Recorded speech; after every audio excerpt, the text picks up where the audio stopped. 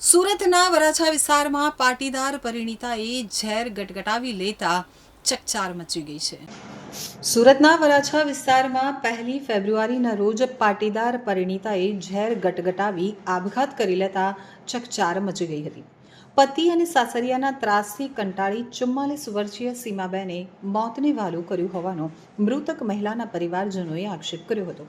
આ મુદ્દે પોલીસ દ્વારા કરવામાં આવેલી તપાસમાં સાસરિયાઓનો ત્રાસ એટલી હદ સુધી હતો કે તેઓએ સીમાબેનને બંધનમાં રાખવા નોટરી પણ કરાવી હતી.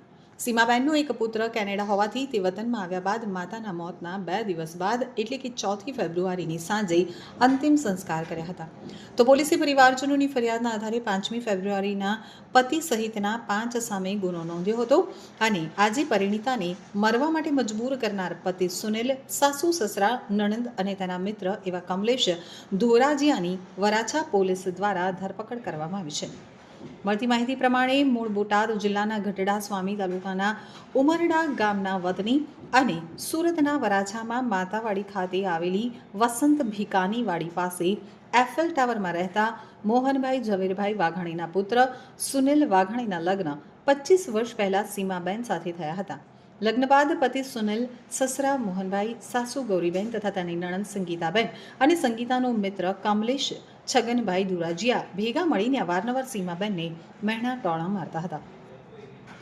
આ ઉપરાંત સીમાબેનના ઘરમાં કોઈ પણ પ્રસંગ હોય ત્યારે તેમને જવા દેતા ન હતા અને દહેજ ન લાવી હોવાનું સંભળાવી દરરોજ ટોર્ચર કરતા હતા.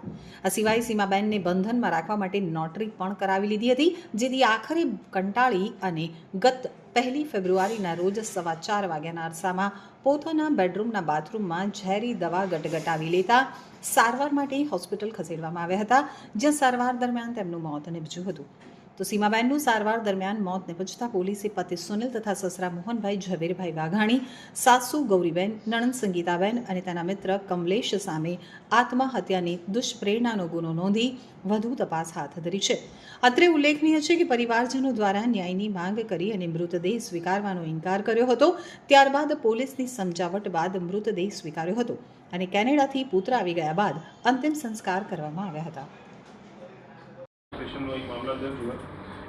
इसमें जो फरियादी है उनका नाम परेश भाई सन ऑफ तुलसी भाई शंभू भाई सुकरिया है और इस मामले में घटना ऐसी है कि जो मरण जनार है उनके जो फैमिली का जो त्रास था उस त्रास के कारण इस अभी प्रिलिमिनरी इन्वेस्टिगेशन में ऐसा सामने आया कि इनके त्रास के कारण इस महिला ने जो जहर की पड़ीकी खा के अपना जान दे दिया.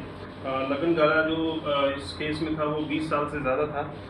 इसमें जो टोटल आरोपी हैं जो हमने क्वेश्चनिंग करके और जो विटनेसेस हैं उनका स्टेटमेंट रिकॉर्ड करके हमने इस केस में जो भी आरोपी बनते हैं उनको सबको अरेस्ट किया है.